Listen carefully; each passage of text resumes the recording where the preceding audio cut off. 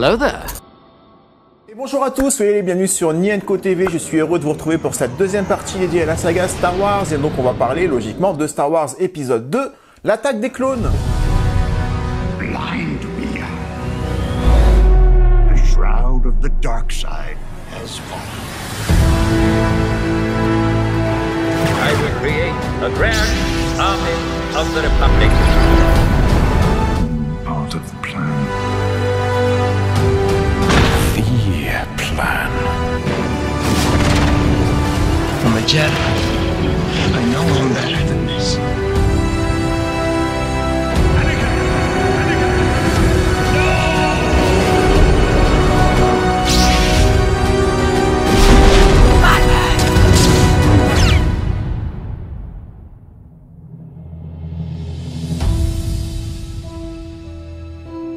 L'épisode 1, quand je l'ai vu au cinéma, il m'avait déçu et puis il s'est un peu réhabilité quand j'ai vu l'ensemble de la prélogie.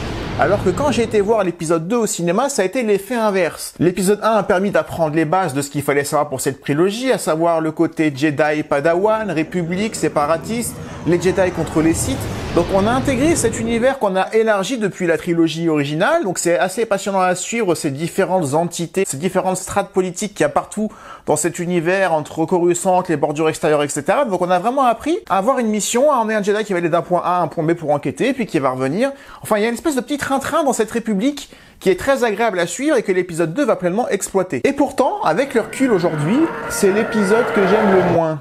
Et je le considère vraiment, et je vais essayer de vous expliquer pourquoi, comme le moins bon des Star Wars. Enfin, le moins bon des Star Wars. Le moins bon des vrais Star Wars. Je vais essayer dans cette vidéo de vous expliquer pourquoi, qu'est-ce que j'ai trouvé génial dans ce film, qu'est-ce que j'ai trouvé moins bien qui m'a légèrement gâché l'ensemble et encore beaucoup plus avec le recul. Je vous propose de démarrer tout de suite. On y va.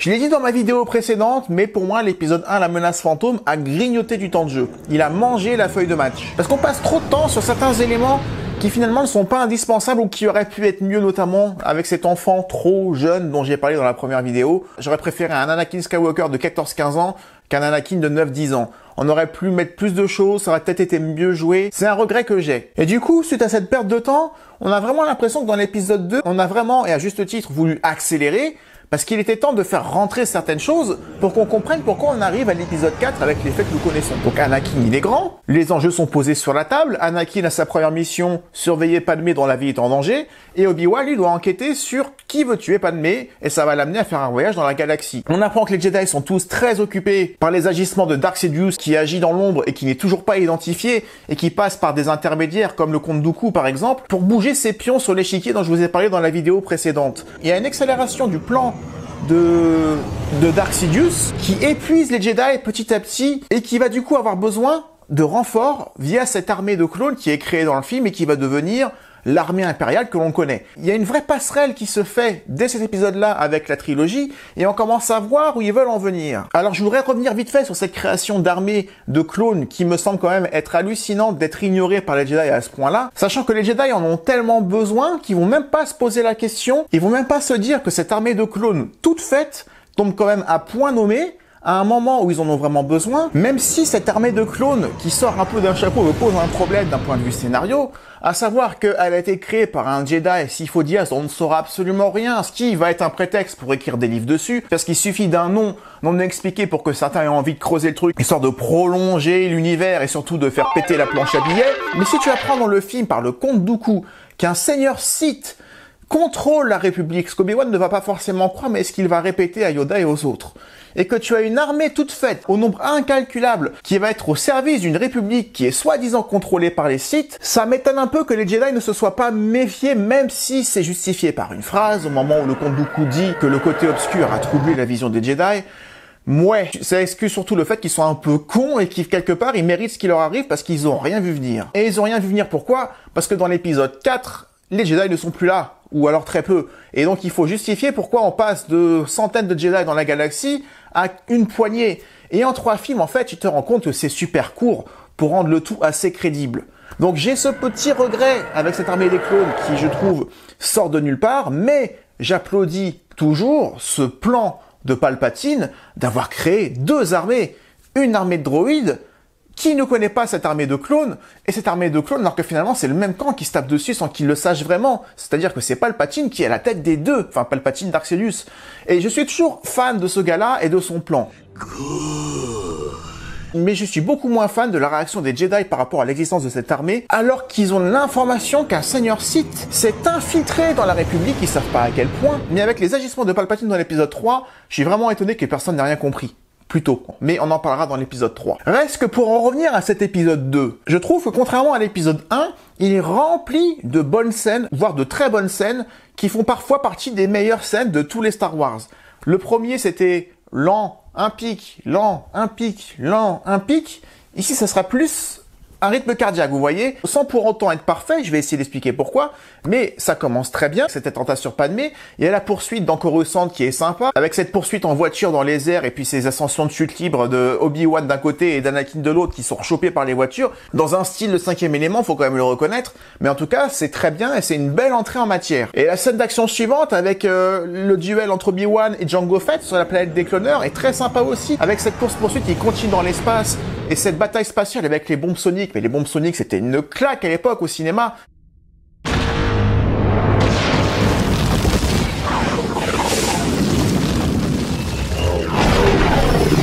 Ce son, et puis même visuellement, c'est magnifique, ça l'est encore aujourd'hui. Et cette reprise, justement, dans les Mandalorians, ça m'avait vraiment fait plaisir. Pareil pour cette scène dans l'usine d'assemblage des droïdes, je l'ai trouvé assez original, avec un côté peut-être trop appuyé sur le comique, avec les droïdes qui, quelque part, ont rien à faire là. Et d'ailleurs, c'est assez incohérent quand tu y penses, parce que R2-D2, il a voulu tuer son pote. D'où R2-D2 pousse ses 3PO dans l'usine. R2-D2 a poussé 3PO dans le vide. You get your chance alone. I'm scrapped. It's a nightmare. Alors le film fait en sorte qu'il soit rattrapé au vol, qu'il soit posé sur des tapis, etc. Mais cette scène, elle est mal écrite. Ils ont voulu mettre un côté un peu comique dans un film peut-être un peu trop sombre ou trop sérieux par moment, mais alors c'est raté. Et 3PO, il a pas de jetpack sur lui. Autant R2-D2, il pouvait contourner le truc en montrant un de ses nouveaux gadgets comme quoi il s'est volé, pourquoi pas. Mais 3PO, d'où tu le pousses plusieurs fois, c'est pas un accident, pour qu'il se casse la gueule de 20 mètres, quoi. J'ai pas compris cette scène au cinéma. On oublie assez vite cette incohérence avec toute cette succession de jeux de mots sur la tête, etc. Mais je suis sûr que c'est vraiment un côté, allez, il faut faire plaisir aux gosses, il y a plus Jar Jar, on va rendre 3PO amusant. J'en mettrai ma tête à couper. Pardon.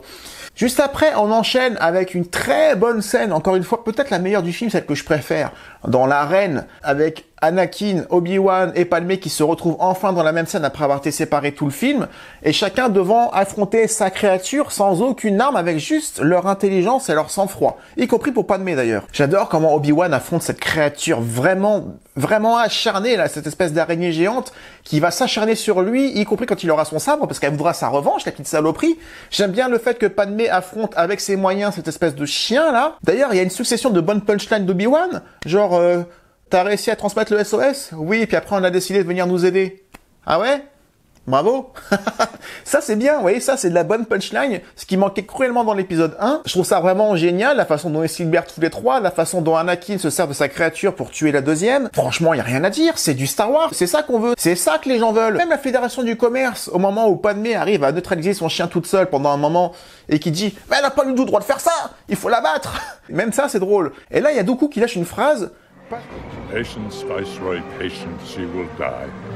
Patience, elle mourra. Et cette phrase-là, elle m'a glacé le sang. Elle m'a glacé le sang, pourquoi? Parce qu'on sait que Padmé, ça nous ramène sur Terre, ne sera pas là dans l'épisode 4. Donc il y a forcément un moment où elle va mourir entre le 2 ou au moment où on est et dans le 3. Forcément plus tard parce qu'elle est censée avoir des enfants. Mais tu te dis là, à ce moment-là, et j'y ai pensé quand j'étais dans la projection, et si Padmé a été tuée, et si c'est ça qui faisait basculer Anakin? Le fait que Padmé soit tuée juste après avoir eu ses enfants, quelques jours, quelques semaines après. En tout cas, on savait pas comment, puisque Dark Vador n'est pas au courant qu'il a des enfants. Comment ça va se passer? J'y ai pensé à ce moment-là parce que je me suis dit, Padmé va mourir forcément à un moment. Comment? Ça s'est pas du tout passé comme j'imaginais, mais ça on en parlera dans la vidéo sur l'épisode 3. Mais j'étais convaincu à ce moment-là que la mort de Padmé était planifiée par les Sith d'une manière générale et que le plan de basculer Anakin du côté obscur était déjà en voie depuis longtemps et que Padmé était au centre de cette bascule. Je l'ai compris quand Dooku a dit ces mots-là. La scène a un second souffle avec l'intervention des Jedi, la première fois que tous les Jedi dans l'ensemble se bougent un peu le cul, Mace Windu en tête, et ça fait plaisir de voir un sabre d'une couleur différente, parce qu'ils sont tous bleus ou tous verts. Alors après, c'est pas parce qu'il y en a un violet qu'il faut faire le jaune, le orange, le blanc, le noir, non, après ça devient débile. Mais qu'il y ait une troisième couleur chez les Jedi, c'est sympa, et ça rend ce Jedi Mace Windu spécial. Et son duel avec Jango Fett est sympa aussi. Même Padmé, elle est badass à ce moment-là, avec son petit gun. Elle n'a pas besoin d'un Jedi pour la protéger tout le temps. Quand elle est attaquée et qu'ils sont séparés, elle essaie de se défendre toute seule. En fait, c'est une guerrière, Padmé. Dans le 1, c'en était une. Dans le 2, c'en est encore une. Ce qui rend inexplicable ce qui se passe dans le 3, d'ailleurs, encore une fois, mais c'est le sujet de la prochaine vidéo. Par contre, à partir du moment où les clones arrivent, juste après cette scène super stressante où ils sont tous... les Jedi entourés par des centaines de droïdes, ces plans sont magnifiques d'ailleurs, il y a beaucoup de beaux plans dans ce film, complètement faux, 100% truqués, et d'ailleurs ça se voit vraiment trop les trucages à partir du moment où les clones justement arrivent au-dessus pour secourir les Jedi. À partir de là, à partir du moment où il y a des explosions, que le sable est retourné, ça devient très vite saturé. Ce côté filtre orangé, violet sur la planète rend le tout assez illisible au bout d'un moment quand la bataille explose vraiment, et c'est dommage parce que visuellement, cette partie-là, elle fait vraiment trop factice. Je l'ai vraiment ressenti trop factice. Toutes ces lumières de partout, ces explosions et ces couleurs qui se mélangent, je trouve ça assez moche et brouillon au final. Donc c'est dommage, ça m'a un peu ramené sur Terre à ce moment-là. Après un super passage dans l'arène d'une manière générale que j'adore et qui est un de mes moments préférés dans Star Wars, tout film confondu. Puis arrive le combat au sabre laser. Décevant d'ailleurs je trouve entre Obi-Wan qui en a l'impression à régresser 3 niveaux comparé à son niveau dans l'épisode 1. Alors certes il a pas la colère qu'il avait quand il a affronté Dark Maul, mais il se fait avoir très facilement par Dooku, tout comme Anakin d'ailleurs, parce qu'on était hypé dans la bande-annonce de voir Anakin avec 2 sabres se battre en même temps, on le voit que quelques secondes mais ça dure très peu de temps, parce qu'il en perd un au bout de 10 secondes, et puis après il se fait couper le bras comme une merde. C'est d'ailleurs ce qui l'amène à avoir un bras mécanique. Mais si Anakin et Obi-Wan ont été rabaissés à ce point-là, c'est pour mettre en valeur Dooku, notre nouvel antagoniste, et pour mettre en valeur Yoda, qui va sortir son sabre enfin, sortir son sabre pour la première fois, et c'est assez impressionnant, c'est le clou du spectacle, c'est voir Yoda affronter un peu comme une grenouille, hein. Faut apprécier le côté je saute et je tournoie sur moi-même un peu n'importe comment, mais moi j'ai bien aimé, j'aime toujours aujourd'hui, et puis même ce duel à la force où Dooku montre les éclairs pour la première fois que l'empereur ressortira après, que Yoda repousse très facilement, parce que Yoda, quand il repousse son truc et qu'il le renvoie à Dooku, on voit enfin que les Jedi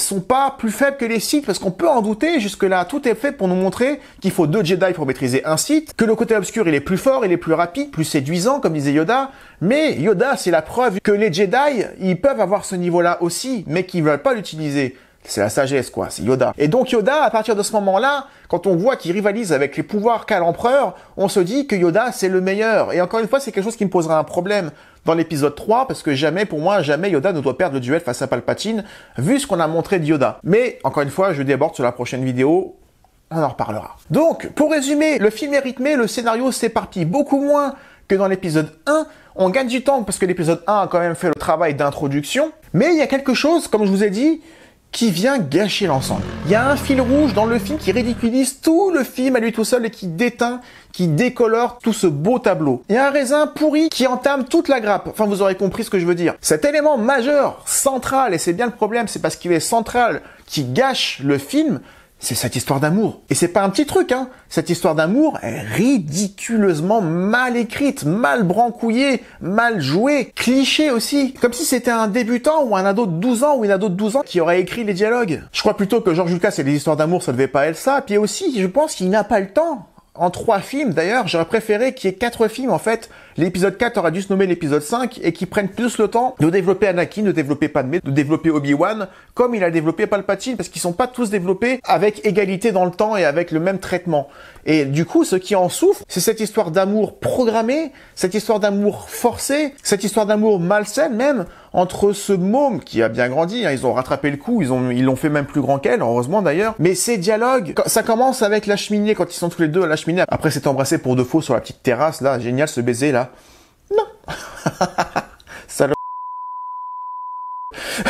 Pardon. Ça aurait été plus crédible quand je dis qu'il faut plus de films, de se dire que pendant ces 10 années, entre le 1 et le 2, ils se sont revus quotidiennement, qu'ils ont appris à se connaître, qu'elle l'a vu grandir, plutôt que se dire, j'ai pas vu ce môme depuis 10 ans et j'en suis amoureuse au bout de 48 heures.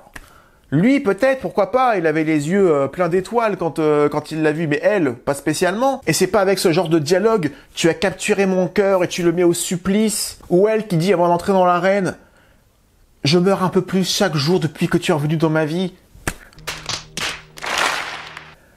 Au secours, quoi, au secours, qui a écrit ça? Et je n'aime pas ces deux personnages indépendamment, mais ensemble, c'est encore pire. Et pourtant, ils vont être les géniteurs de tout ce qui va suivre. Donc c'est pas rien, et je pense que c'est trop lourd pour les épaules des deux acteurs. En tout cas, ils n'ont pas le temps de jeu, ou ils ont peut-être pas le talent, je sais pas. Il faudra me dire si c'est l'un ou si c'est l'autre, ou si c'est les deux. Mais pour rendre ça plausible, pour moi, c'est la plus pitoyable des histoires d'amour que j'ai jamais vues au cinéma. C'est vraiment forcé, avec des dialogues grossiers, des dialogues clichés, en 3-4 phrases, histoire de montrer qu'ils vont être fous amoureux de l'un de l'autre. Mais j'y crois pas. Moi, j'y crois pas du tout. Et ça m'a sorti du film. Alors, j'étais content parce que j'ai vu des scènes d'action, j'ai vu du Star Wars dans les formes. Mais dans le fond, c'est comme l'épisode 1. C'est moyen bien dans l'ensemble, mais c'est du gâchis parce que ça aurait pu être beaucoup mieux. Et puis Hayden Christensen qui joue Anakin, bon, il a pas fait grand chose d'autre depuis, c'est peut-être un signe, c'est peut-être symbolique. Mais autant dans l'épisode 3, ça peut aller, autant là, je sais pas si c'est parce qu'il est obligé d'être d'accord avec la performance de Jack Lloyd du premier, donc ça se voit qu'il reprend des mimiques, ça se voit qu'il reprend des expressions. Il est obligé, quelque part, d'être d'accord avec ce qu'était le précédent acteur. Mais son passage au côté obscur, pareil, il est comme Histoire d'amour. Il apparaît un peu comme ça, n'importe comment, quand il pète son câble avec les Hommes des Sables. J'aurais voulu que ça prenne du temps pour arriver à cette scène-là, alors que c'est très soudain. Et son énervement qu'il a chez les Owen, juste après, où il balance, je sais pas quel objet, au fond de la salle, quand il a sa crise de colère et qu'il dit avoir égorgé tout le monde comme des animaux, hommes, femmes, enfants, avec cette musique de Dark Vador qui monte petit à petit. C'est bon, on a compris qu'il est en train de s'énerver et que c'est un prémisse de ce qui va devenir. T'es pas obligé de mettre la musique derrière, George Lucas. On n'est pas con, on a compris. Cette maladresse de montrer trop rapidement ou pas dans le bon timing ce trouble qu'il y a dans ce gamin, qui aurait davantage été exploité s'il y avait un film entre le 2 et le 3, ou si le 1 avait un peu mieux travaillé, eh ben ça serait mieux passé. Parce que je ne crois pas en ce mini Dark Vador, je ne crois pas en ce couple, et comme c'est le ciment du film, ça pose problème. Et je n'ai pas à me baser sur la guerre des clones, sur je ne sais pas quelle série, pour comprendre qu'Anakin s'en est pris plein la gueule pendant les 3 ans qui passent entre le 2 et le 3. Ça, c'est quelque chose que les films doivent me faire deviner, soit dans le 2, soit dans le 3, et je ne le comprends pas assez pour que les événements du 3 soient justifiés dans ma tête. Et ça ne l'est pas du tout pour moi, mais ça, encore une fois, c'est le sujet de la prochaine fois, donc on parlera de l'épisode 3, sans doute le meilleur de la prélogie, je peux vous le dire tout de suite, mais qui va souffrir du faux rythme des 2 premiers. Heureusement que l'empereur, encore une fois, a ce temps de présence à l'écran, et l'écriture qui est bonne aussi, qui suit derrière, pour justifier cette prélogie, je l'ai déjà dit, mais heureusement que Palpatine est là, parce que c'est le seul dont l'histoire soit terminée, le seul qui rend le tout crédible. Et l'épisode 2 est de la confirmation que, en 3 films, il n'y aura pas le temps de nous amener pleinement avec satisfaction aux événements des 4, 5, 6. C'est tout ce que j'ai à dire sur l'épisode 2 qui paradoxalement est bien moins chiant à voir que le premier, mais qui a la tâche de commencer à faire rentrer des carrés dans des cercles de force pour que les choses rentrent. Et j'aime pas ça. C'est un peu comme le 7e Harry Potter dont on avait parlé au cinéma. Le 7e Harry Potter devait rentrer des choses que les épisodes 5 ou 6 avaient zappé dans l'adaptation. Et du coup, ça rend le tout un peu indigeste. La prélogie, c'est un peu le même délire. Ça m'a fait le même effet de savoir en fait que t'as une contrainte à respecter, à savoir que t'as un épisode 4, que t'as rebaptisé 4 peut-être par erreur ou trop tôt, alors que t'avais besoin de plus que 3 films pour avancer. C'est un peu comme si on s'était dit, merde, un 4e film aurait été bien pour que ce soit équilibré. Trop tard, donc il faut le faire en 3. Et en 3, bah tu fous des saloperies dans ton camion de déménagement alors que t'as pris un camion trop petit. Voilà, c'est l'effet que ça me fait. Même si les scènes que j'ai citées sont toutes bonnes, que les scènes d'action qu'il y a dedans, la bataille spatiale, la bataille dans l'arène, font partie des meilleures scènes que j'aime voir dans tous les Star Wars. Et d'ailleurs, dans la version Disney de Star Wars, j'ai pas souvenir d'une scène d'action, ou même d'une scène tout court d'ailleurs, mais d'une scène d'action mémorable que je peux retenir dans les 3 films, comparable à la course de pod dans le 1, comparé à la scène de l'arène dans le 2, comparé à la bataille spatiale du début du 3, qui est époustouflante et dont on parlera la prochaine fois. Mais dans la trilogie de Disney, il n'y a rien que je retiens. Aucun personnage, ils sont tous nuls, mais on en parlera. Aucune scène d'action marquante. C'est de la bouillie, quoi. On n'y est pas encore. Faut pas qu'on en parle tout de suite de ça. Ça reste un Star Wars moyen bien, au même titre que La Menace Fantôme, peut-être un tout petit peu moins. Ça reste un film à voir. Il apporte sa pierre à l'édifice. On comprend d'où viennent les clones qu'on va voir plus tard. On comprend que Palpatine prend plus de pouvoir. On identifie Non! Mais c'est pas vrai. Rumba! Oh! Excusez-moi, il y a mon droïde de ménage qui est en train de passer là.